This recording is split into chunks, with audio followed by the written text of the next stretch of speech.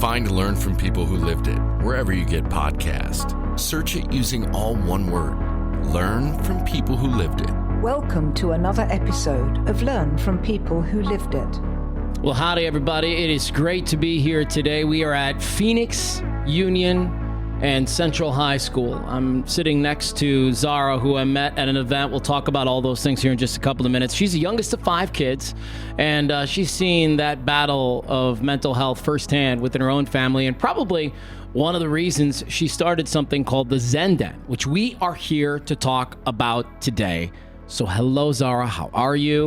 Hello, Matthew. Thank you so much for inviting me. I'm so excited to speak with you today, and I'm excited to talk about things people don't talk about. Yeah, right? That's kind of the deal. But your generation is really that generation that, at least in my opinion, is starting to break that stigma and break that mold, right? Oh, yeah, 100%. Yeah. I think our generation, there can be a lot of negative views and negative light on us, but I think one thing that we can fully take ownership is holding people accountable and making change.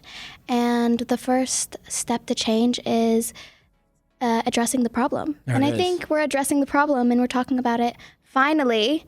It's been many years, but that's the beauty in it. All right, so let's just jump right into this. And I've got a bunch of questions that I want to ask you along the way, and we'll just jump in. But you created something here called the ZenDen. Yes. So I think the first question that most people would have after they hear something like that is, what is that? Right. What did you start? That's a great question. So in short terms, the ZenDen is a mental health and wellness club aimed at providing support and comfort and spreading positivity to our campus community and others around us. Now, a little story about ZenDen. So I think we all can agree that we kind of had some issues sophomore year, maybe a little pandemic or something like that. It And, hit everybody, didn't it? Right, it did. And throughout seeing the damages, especially with students struggling with online learning and just adjusting, and I think it was just a challenging time for everyone, but young kids especially. And the second semester, we came back to school in person. And I spoke with my sports medicine teacher, and I kind of just said my ideas that I've been having since like freshman year about like mental health is such a major issue and problem in our society. And I see kids around me every single day struggling with depression and anxiety and eating disorders, and, you know, the list goes on, but there's nothing done about it. You know, there was no club. There was no organization. You know, I think every school requires to have, you know, counselors and social workers, which, you know, they're amazing. I know them personally at our campus. However, you know, as a freshman, as a sophomore, you know, I didn't know those resources were available to me. So, you know, I'm telling these ideas to my teacher, and she was like, okay, well, why don't you just start it? And I was like, oh, you could do that? So I took the measures. That's funny. A lot of people just don't even know that they can start. It's like, yeah, go for it. Exactly. And I think it just seemed intimidating to me because I think that was probably the first time I was, you know, starting something. You know, I've ran things, I've been president of clubs and stuff like that, but that was the first time where it's like, everything is fresh. You know, there's no rubric to how you're supposed to go about it. So I first talked to our school social worker, and I kind of just said my ideas, and he was really on board, and we just got the paperwork rolling, and it was kind of a process. We had to, you know, get it approved and things like that. And did you run into any roadblocks? Were there any adults who were like, I don't know if this is a good idea? Because it seems to me like everybody, as soon as you started talking, was like, green light, green light, green light, green light. Yeah, well, I'm really grateful that our school has such a supportive community, and, you know, I think at first it was kind of like, yeah, sure, you can do whatever you want, you can start it. I don't think, you know, many of them really understood the concept, maybe, you know, the extent of the things I wanted to do, but I had a lot of support, and I think that was because they saw the issues too. Yeah. It was kind of just a consensus and an agreement that, like, kids are struggling and they're going through a lot, and it was like, okay, we know that student to student is going to be more beneficial than, you know, sometimes adult to student. Sure. It was just a different dynamic. It is. So, you know, you connect with students, you're able to relate to them. There is an age difference. You know, I think, you can understand your own people, you know what I'm saying? Totally. I completely get it. And what's important to note here is that this isn't therapy. This isn't like people coming in and laying on a couch and sitting down and talking about their problems. When you do talk about things like that, but what happens at the average ZenDen experience? Yeah, no, I think people's immediate thought with getting mental health help or services, the immediate thought is therapy and medication. But throughout the research that I've done, and I think just the research that's out there are so many ways to improve your mental health and well-being. And I'm a strong believer in having strong community structures that helps overall mental health and physical health, because, those are so correlated with each other. So how I wanted ZenDen to run, the first thing is no pressure. I wanted it to be very relaxed. Like, I think my first idea is I literally wanted to have like a yoga music in the background, like have a wax warmer, Yeah, I love it. Just make it a very relaxing and welcoming environment. So that's always my main goal in every meeting is people are Make it inviting. Yeah, make it inviting, exactly. And so we always start with check-ins. I love to do your highs and lows of the week or of the last time, I spoke to them. And something that surprised me, kids are so honest about it. Because like at the beginning you think they're going to be like, oh no, I don't really have a high, I don't really have a low. But kids were really honest about their highs and their lows. And one thing that I love seeing is when, I share a high or I share a low, and then another student jumps in and is like, yeah, me too. Right. I'm failing math too. So powerful, isn't it? Yeah, and it's just so beautiful to see because you see that we all have more commonalities than we have differences. So Zahraa, the literal point of this podcast, Learn from People Who Lived It, is to help other people feel less alone and encourage them to talk about it. I love that. That is exactly what we are here to do today, is to help other people understand you're not alone. There's other people going through very similar things to you, and that if you can just kind of open up about it, tell people how you're feeling, thinking, what kind of stuff is going through your head. Boy, there's just a lot of like, yeah, that happens to people. It's a weight off your shoulders. Right. Like, you are not alone. That's it. I want to ask you a question. When people are sharing highs and lows, you don't have to get specific. What kinds of situations are stressing kids out in high school these days that you notice from not only your perspective, but, some of your peers? Yeah. Well, everyone is unique and there's a range of issues that people struggle with. But the main thing that I hear students repeatedly talk about is their stress in school. Their school stress, someone's failing math, oh, I have late assignments, I'm stressed about school, like it's constant, I'm anxious about a class, I'm stressed about a class, I'm stressed, like it's just always, Where do you think that comes from? Is that pressure from parents? Is it pressure from teachers? Well, I think it's pressure all around. Mm-hmm. Okay. Especially. Like for me personally, I think there is a lot of outside pressure in, the lights just went off in our recording studio. I don't even know how to turn them on. Do you? You need to like wave for it. Like wave and get some motion. I have to tell you, Okay, there it is. see? We got the lights back on. They just came off. So you don't It's know like this. motion sensor. You totally don't know this, but a few weeks ago, I was recording a podcast at the Durango Detention Right. Center. And I was in talking to this dude, Cordero Holmes, and we're literally right in the middle of our podcast, and the entire power in the building went No out. way. Oh, yeah. It was crazy. And so when the lights just flickered off here, I thought, here we go again. Okay. Here we go again. No, but anyways, okay. So the pressure is from everywhere. It is, yeah. I think the pressure comes from many sources, and it could be different for everyone. But for me personally, I feel like the pressure that I have on myself has been the greatest pressure. The expectations, exactly. The expectations that you have on yourself, on bettering yourself. I think also there's such a stereotype and culture of like you constantly have to better yourself. You constantly have to like hustle and like one up everyone else, and that constant go. And I feel like it's kind of hypocritical to say that, oh yeah, this is going to benefit your mental health and it's going to be so good for you, right? Which it can for some people. But on the other spectrum, if you don't meet every single thing on that checklist, you're going to feel like a failure. And I think that is a feeling that many students feel in my club.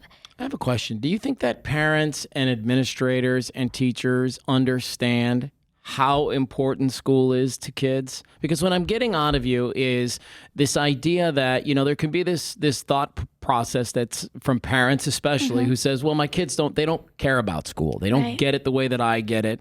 But if I'm hearing you correctly, you're putting a lot of pressure on yourself. You almost don't need mom and dad and teachers to be piling on. Like, you're throwing enough pressure on yourself. No, yeah, exactly. I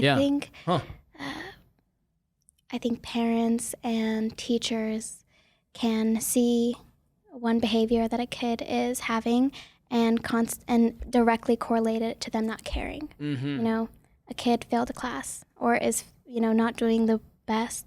They just don't care. They don't care about their education.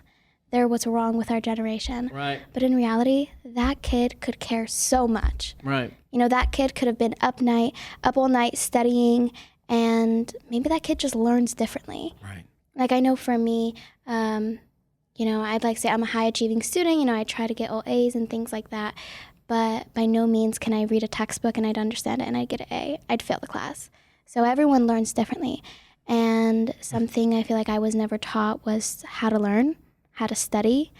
These tools that are going to make me successful in my education, I don't necessarily think I had those resources available to me. And I think that's what we can improve on in our education. Okay. So let's get back to this question. What else is stressing kids out these days? What other types of situations? So there's school is one. What's some of the others?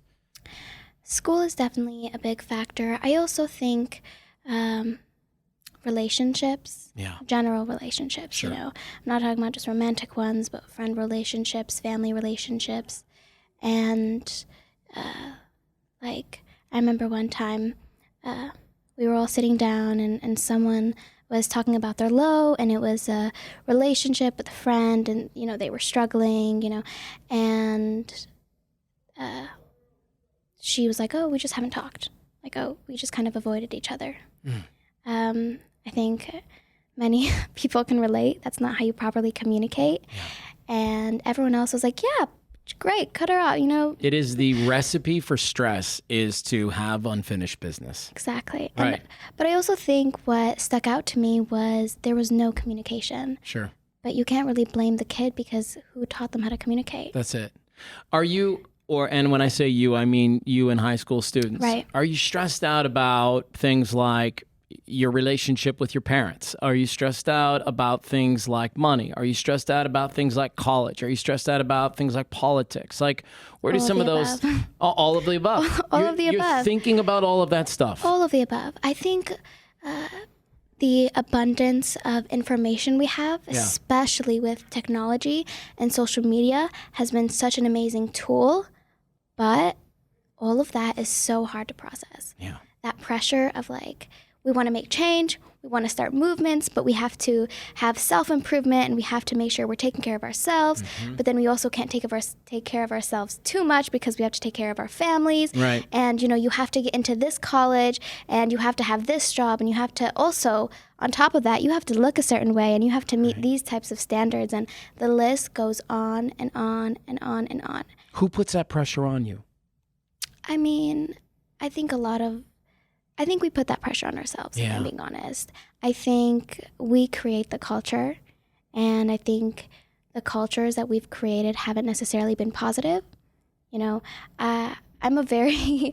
not a black or white type of person. I'm very much gray and in the middle, so everything I say, I'm like, but it can also be positive, it can be negative, but that's just the reality of life.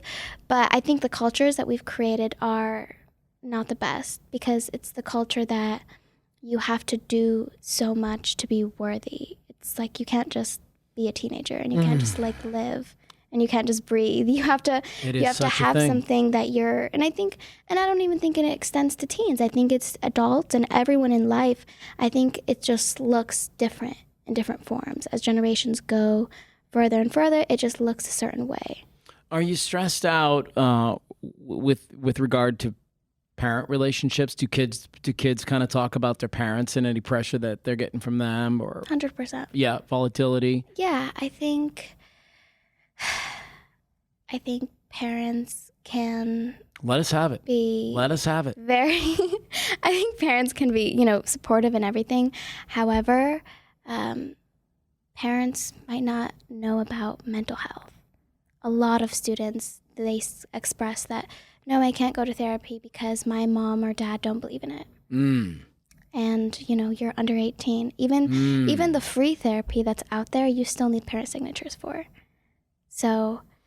That's the reason we need things like the ZenDen. Exactly. Like a good community space for your peers to hang out. Exactly. And I also think, especially in regard to the community that we're in, our school is, Title I school. So we have a lot of, first generation immigrant families and things like that. And I think there's a lot of generational trauma that's passed down to kids. You don't have to think. I know. Exactly. My mom, for example, she immigrated here late 90s, and she escaped from the war and from Saddam Hussein's dictatorship. So she came here as a refugee and all alone, 3 kids, that whole deal, right? And I was born here, but that generational trauma is definitely passed on. Because it's like your parents, they don't know how to get the help. They were kind of in survival mode, right? You're so smart. Gosh, Zahraa, you're so smart. Yes. They were in survival mode. They were just trying to survive. They were trying to put food on the table. And that's why it's hard to fault them. Also, it's like a lot of times students feel guilty for talking about these things with their parents, because it's like, how can you fault them when they were just trying to survive? Well, and there's a thing, Maslow is famous for having this hierarchy of needs, is what he calls it. Yeah. And when any of us are in survival mode, there are basic needs that need to get met before you can start to have the add-ins, right? Exactly. So if you don't have food on the table, a place to live, school for your kids, a car to get everybody to where they need to go, like, I'm sorry, everything else is kind of off the table until we get those basic needs met. Now, once we get those basic needs met, now we can start building on it. But what I'm hearing from you is, like, you personally, your situation was, we came here, it took time to get our basic needs met. Yeah. And nobody can really get through that any other way than to kind of survive it. It's tough to thrive in that environment. Exactly. There is no happiness. It's surviving. And I think a lot of students can relate to the fact that, if you're going to talk to your parents and your family about your mental health issues, or maybe just about what you're feeling, it's like, oh, well, we gave you a roof, we gave you food on the table, yada, yada. It's like this list goes on, and it's just, it's hard to get help and get through to your parents when they don't see the issue. You know full well that your parents, my parents, all of that whole group of people, there is the connotation that to need therapy is weak. Exactly. Right? It is like, it's make-believe. Like, exactly. Life's tough, suck it up. That's how it is, right? There's that attitude out there from parents. I can tell by the look in your eye that you've maybe heard that a time or two in your life. Yeah, no, there is. It's, I'm going to give a little anecdote about this. Please. Once we were in online learning, and I was in my government class, and it's definitely a different type of way of learning, right? So students were struggling. It was kind of like a collective. We're all like messaging, like, this doesn't make sense. Let's talk to our teacher. So, we did the most dangerous thing, and that's unmute our mics. And we unmuted, and we kind of collectively were like, woo. And lights just went off again. Yeah. You just got to do a little dance. Is that right? Yeah. You got to kind of like... This is amazing. What do people do when they have meetings here? I'm going to get up and flip. There's a light switch over there I'm going to go hit. I'm going to see if that works. Okay, but keep giving your anecdote. I'll be right back. This is good for the plot. Yeah. Hi, we're back. Yeah, that should work. All right. We'll see if that goes. Hopefully. Okay, so you unmute your microphone. Right. What happens Yes. next? So we kind of spoke to the teacher, like, is there other ways that we can get this material, maybe like through a podcast or auditory ways? Like, I know I'm an auditory and visual learner.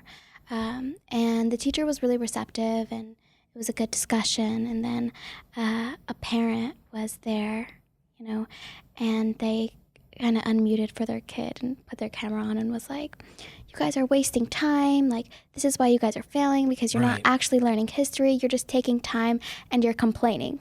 And me, like, I've never been one to be quiet. So I was like, no, we're not complaining. We're communicating because we have certain needs, and our class can run much more efficiently if we're just discussing about what works for us. You know, it's not the teacher's fault. It's not our fault. It's nobody's fault. It's just, we just need to discuss and talk about what's going to work for us. Gosh, that's such a real thing you just said. And she was like, well, in my generation, like, we didn't even have access to laptops, and you guys have everything accessible for you guys, and yada, yada. I just went on, and it's tough. It was tough. It was hard because it's like, we need to have these discussions to make us successful.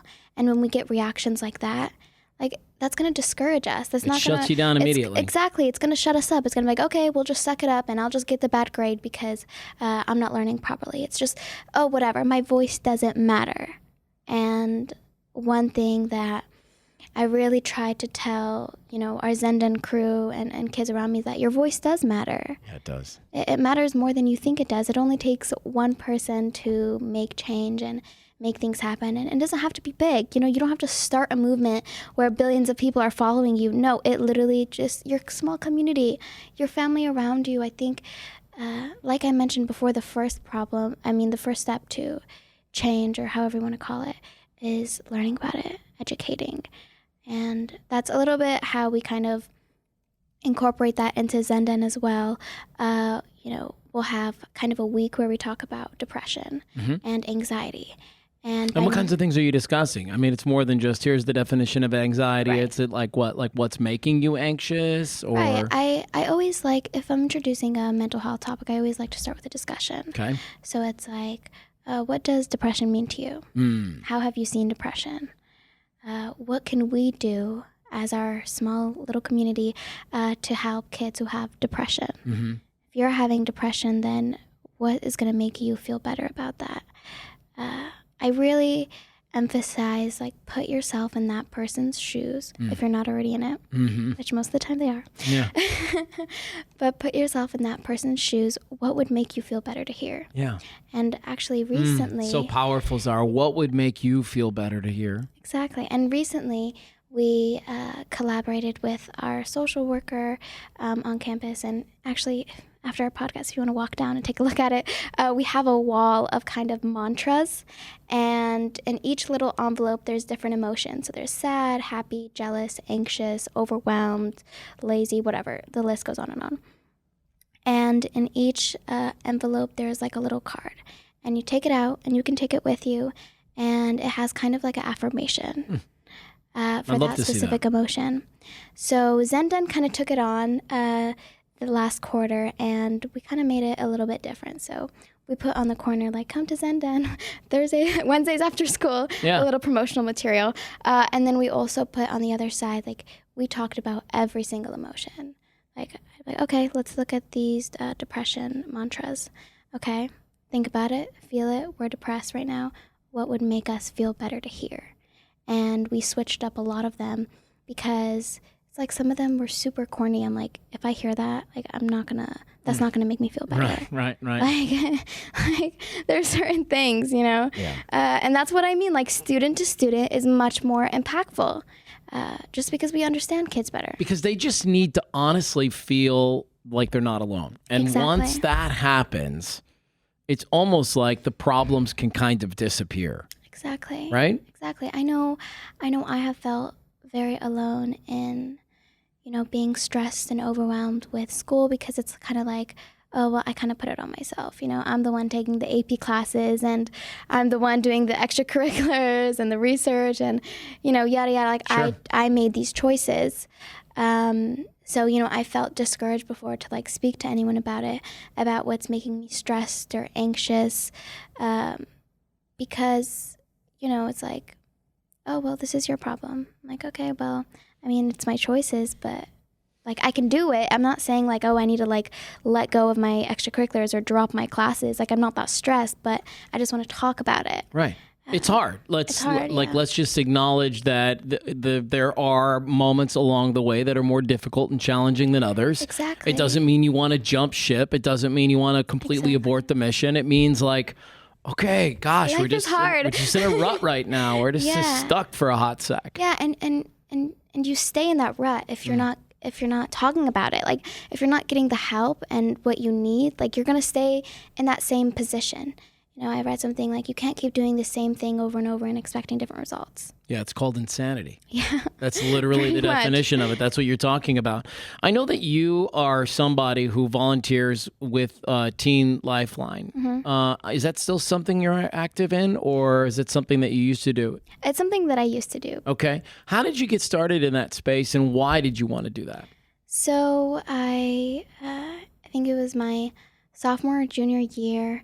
I was looking for like volunteer opportunities, and the social worker was like, "Oh, I saw this. I thought you'd be interested in it." I was like, "Okay," and it was like a 6-week type of like intensive like training about mental health, and like each week was about different topics.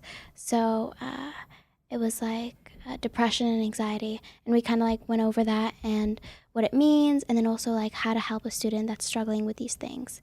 And because, you know, the goal is to like work on the hotline and, you know, help students that are, you know, in a crisis in that situation. Right. So, you know, that requires, you know, training and things like that. So each week you have different topics, like we had drug, like runaway, teen pregnancy, things of that nature. And we kind of, when you're training, you're kind of doing scenarios of it.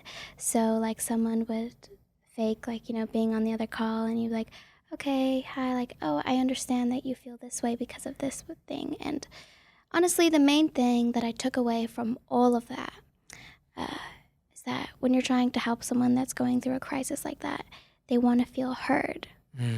That is the biggest thing. Like out of all that information and the knowledge and the experience, they want to feel heard more than anything. They want someone to listen to them. Like, why are they calling you? Because they need someone to hear them, to acknowledge that what they're going through is challenging, to, you know, maybe give them some guidance. Like a lot of the times, you know, we'll give, you know, resources like, oh, there's this place and this place that you can go to, obviously depending on the situation. But many times the students like don't necessarily want the resources. They want to just feel heard and safe and like loved in a sense. Yeah. So I want as we kind of wrap up a little bit, I want to ask you about, say there's somebody listening to our podcast right now and they're like, I love this idea. I want to start the ZenDen at my high school, at my middle school. How did you put it together after talking and winning over the suits, as I call them, the people that wear, you know, that dress up for work? After you won those people over and they were aboard, what did you have to do next specifically? I think it's important to start with your goals. Okay. What do you want? What's your objective? Like for me, it was really important that kids felt they had an environment that was positive, that was happy, that was exciting. That's kind of my main goal. Like I measure. But it's important. And I'm sorry to interrupt you, but that means sometimes being sad in moments, being upset in moments, being angry in moments, because that is the path to positivity, is like getting this crap off your chest. Exactly. Right. No. I think how you're going to measure success is different. For me, how I measure success is like, are kids feeling better when they walked out than when they came in? Yeah. Like, are kids laughing? Like, one time I had this, it was like pretty recent actually. I had a meeting and it was like full on chaos. Like there was a lot of kids and, you know, there was no structure and everyone was kind of like, it was just chaotic, right? And I finished that meeting and I was like, okay, we're done. That was a good meeting. And my friend was like, that was a good meeting? Like that chaos was good? I was like, no, that was perfect. Like they're laughing, they're enjoying their time, they're having fun. Kids are getting to know each other that like they didn't know each other in the past. Like that is successful. Yeah. So I think that's important first, like measuring your success. Okay, so figure out your why, get your goals straightened out, and then what did you have to do? I'm guessing you had to recruit some friends. Yeah. So it's I started with like my friend. I kind of introduced her to the topic, and she loved it. So we just went ahead and we made a flyer, and we recruited for it, and we put announcements in our school announcement like, hey, come join ZenDen. It's a mental health and wellness club spreading positivity. I think we said that there was going to be snacks available, so that helps. Kids love food. Gotta go snacks. Gotta have snacks. And our first meeting was like really, like, I think we had a pretty good turnout. We had like around 25 kids.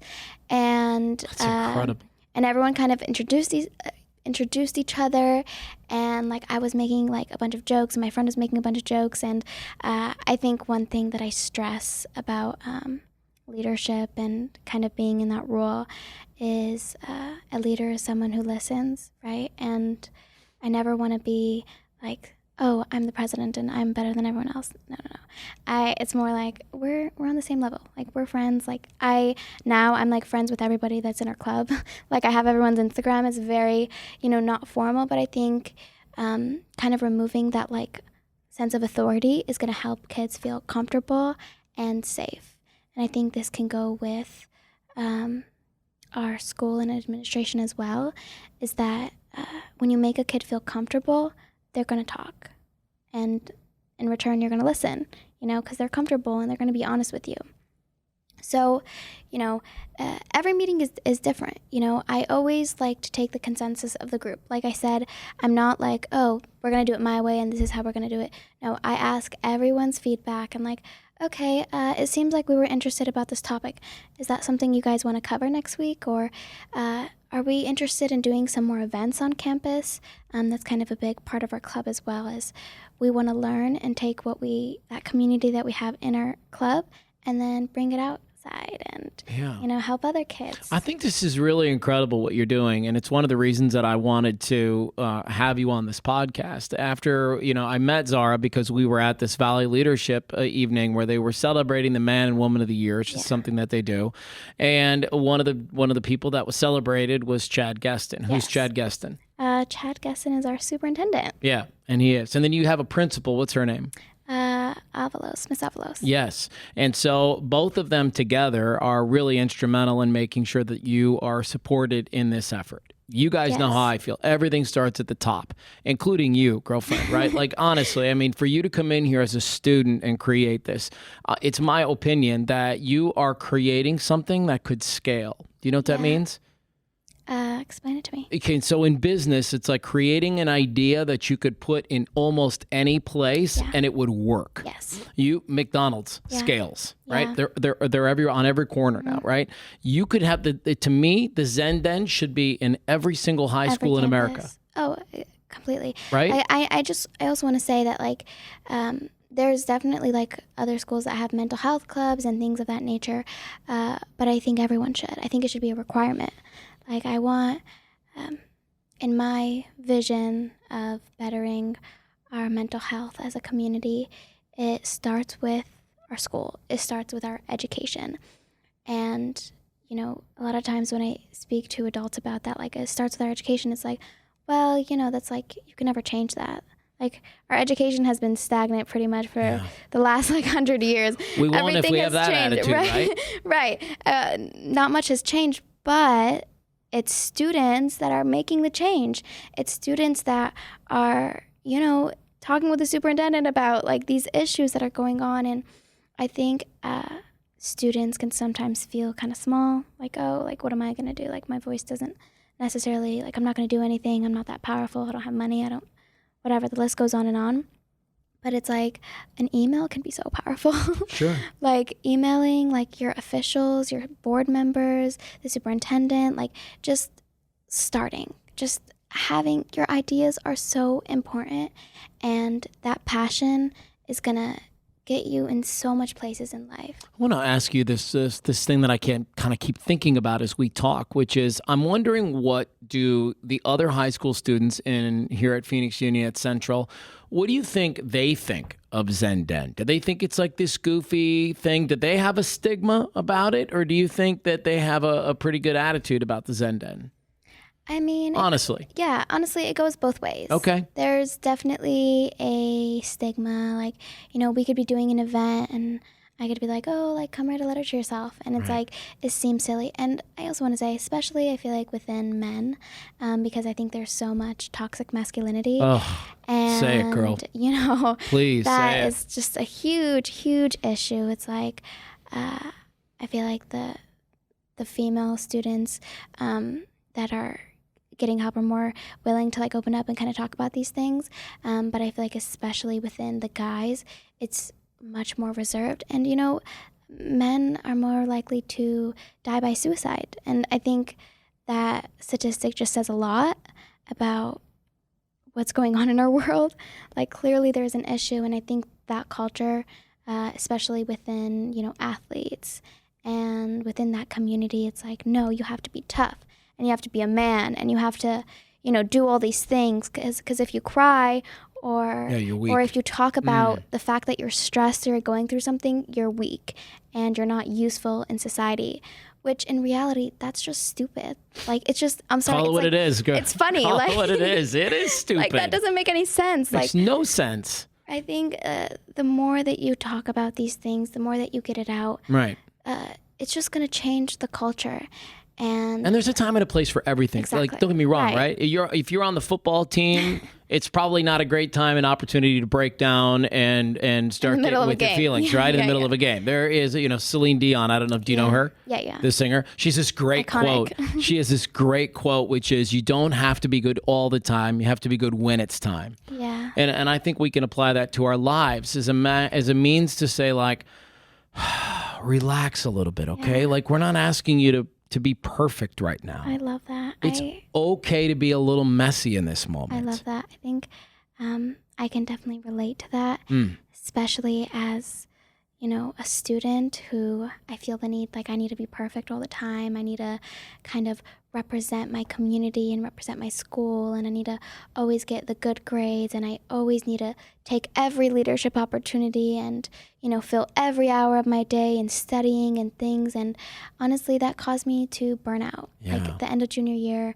I reached ultimate burnout because I couldn't say no, and I had such a pressure that I needed to be perfect. And I think especially in students that are, doing amazing and doing excellent, and you get all these praise, like, sure, oh, you're such a good student, Zahraa, like, oh, you totally got this, like, and you want to, like, oh, you have to meet all these expectations, but in reality, I couldn't be perfect, and it wasn't realistic for me to take on every single opportunity, and in the end, I just wasn't happy. I felt like I was letting myself down all the time. And it took me a while to realize that it's okay to say no, and I don't have to be perfect because it's just not attainable. And I told myself that I'm just going to do what I love. Good. I love ZenDen. I'm really involved in our marketing program and things like that. I'm going to do what I love. I'm going to do what drives me and brings me passion, because I can't keep up in the way I was keeping up, because like I said before, you can't keep doing the same thing and all expecting different results. So let me wrap up like this. You have this great thing that you do at the ZenDen, which is where everybody comes in and they talk about their highs and they talk about their lows. Let's you and I do the same thing as we wrap up this conversation, okay? Okay. So rock, paper, scissors, who goes first? Okay. Ready? We both go paper. Oh, all right. I got scissors on paper, so you go first. Okay. What's your high? What's your low? I like to start with a low, so I end with a high. Okay. I would say my low would be stressed out about school. I just have a lot of assignments I need to do. And I would say my high is being on the best podcast ever. It's working out. It's definitely my high. Yeah. Was that good? Yeah, that's great. Listen, I'll take it because I know it's authentic. It is. Zahraa I'm so excited to be here. Shared with me before we even started that she had put out into the universe earlier this year that she wanted to get on some podcast and make this thing a real thing. And so look at you. You spoke it into the universe. It's so amazing. This is, I'm so appreciative because it feels really good to know that my voice is being heard and it matters. It does. And, especially as a first generation student. Like I don't think I would have ever imagined myself being in this place like 4 years ago. Yeah. So it's just really cool to know that, my future is going to be bright. It sure is. Okay, my low, my high, Matthew, right? your turn. Okay, Make so it good. my low was, let's see, probably a couple of days ago. I really got stressed out because I had, not too dissimilar from you, I had so many things on my calendar, so many things on my to-do list that I literally kind of made myself sick. Like my stomach got nauseous and I just felt like, awful and not good. And so that was definitely my low. The high was last night, my son's basketball team made it to the championship, which they played downtown at the Phoenix Suns Arena. Oh, that's so cool. And while we lost, we certainly enjoyed the heck out of the night, and it was a ton of fun to watch my son do what he loves to do. Oh, that must be so rewarding. It is cool. As a parent, right? Seeing them have fun and enjoy their time.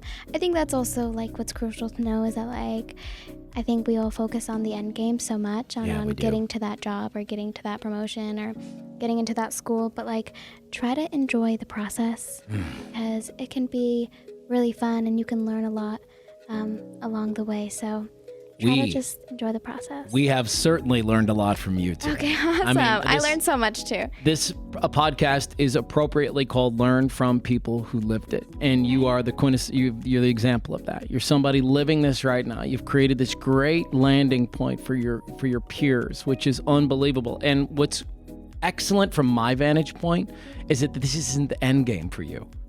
Like this is literally when somebody's building a snowman, you're literally you're building that base, that foundation right now. And there are more things coming for you, right? I hope so. I really want to create an impact and just help my community in many ways. And I really want to just better our world a little bit, make some people smile. Yeah. That's my goal. So what are you going to do when you graduate? We'll wrap with that question. Yeah. What's the plan as far as you can see it? So when I graduate, I want to go to university, and my goal is to get my MD. So after that is, medical school and residency and that whole deal. But throughout undergrad, I really want to do research on mental health, and I really want to do more clubs and kind of do similar what I do with ZenDen, but in my college community too. I doubt that I can just turn off my love for my extracurriculars like that. So I definitely want to continue that. And in the future, I really want to be a part of changing our public health administration and being a public health administrator.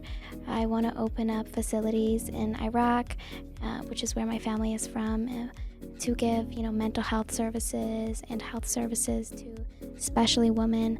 So I have a lot of things I want to do. One thing at a time. One thing at a time, right? Yeah. But for now, I want to graduate. Yeah. And get that taken care of. Yeah. Zahraa, I can't thank you enough for being with me today. Thank you so very much for being the person you are. I am delighted to see what happens to you next. Oh, thank you so much for having me. It was such an honor, and I hope everyone has a beautiful day and smile today.